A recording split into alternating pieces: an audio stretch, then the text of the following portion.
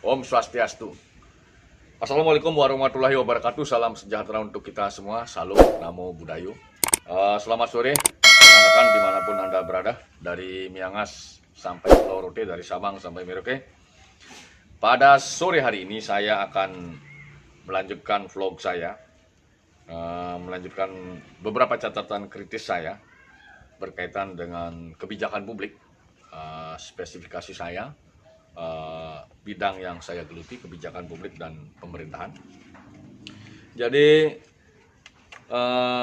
apa yang akan saya bahas pada sore hari ini adalah berkaitan dengan bagian dari institusi publik atau organisasi publik. Orang awam biasanya menyebut organisasi publik, tetapi dalam kajian ilmu pengetahuan sosial, kajian kebijakan publik atau kajian pemerintahan itu disebut institusi publik. Jadi hal yang akan saya bahas berkaitan dengan institusi publik adalah jabatan wakil dalam institusi publik.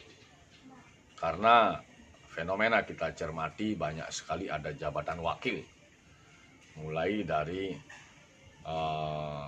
level yang paling rendah, misalnya yang di tingkat lokal, misalnya wakil bupati, wakil wali kota, wakil gubernur,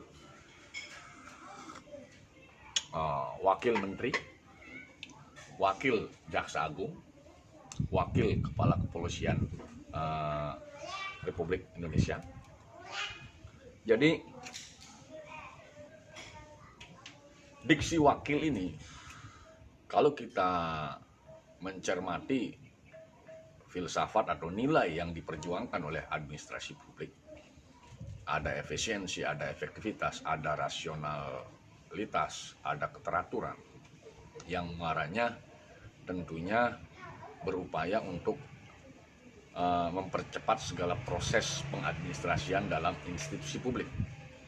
Nah, bagaimana posisi wakil-wakil yang saya sebutkan tadi?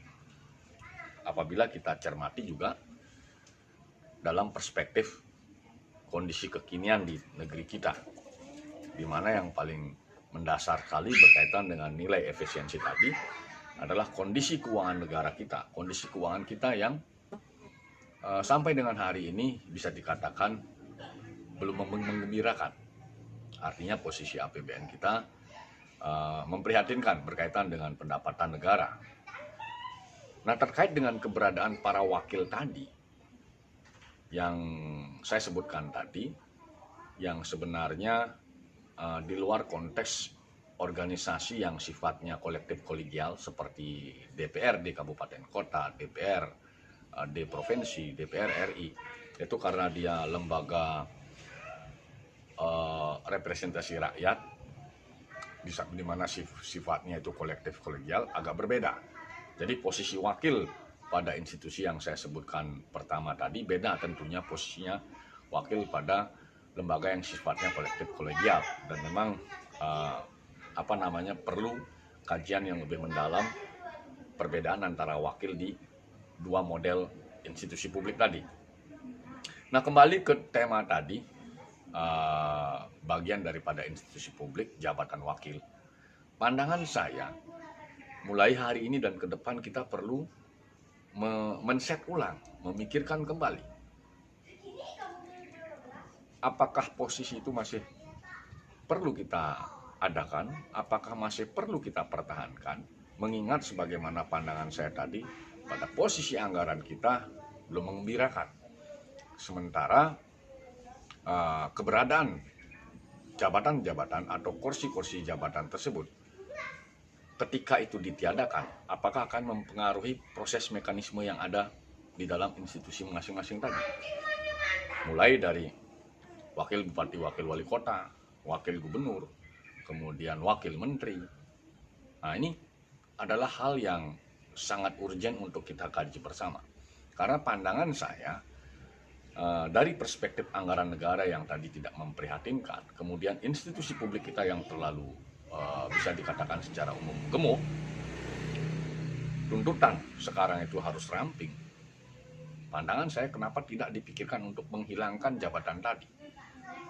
Contohnya misalnya, ketika kita meniadakan posisi wakil bupati, wakil wali kota, wakil gubernur.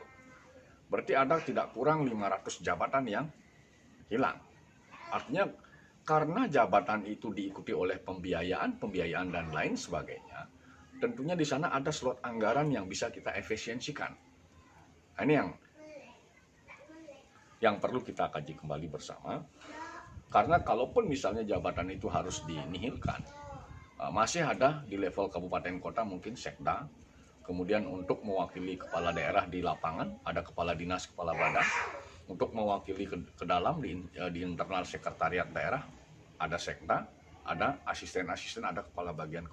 Demikian juga di level provinsi, demikian juga di level kementerian. Jadi saya rasa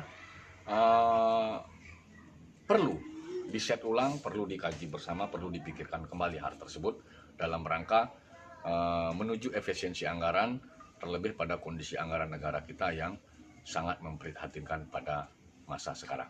Demikian hal yang bisa saya sampaikan sebagai gagasan untuk kita semua. Semoga bisa kita berpikir ulang, men-set ulang apa yang terbaik untuk kita semua demi kejayaan negeri kita ini. Selamat sore, terima kasih. Saya tutup dengan menyampaikan Prama Santi. Om Santi, Santi, Santi Om.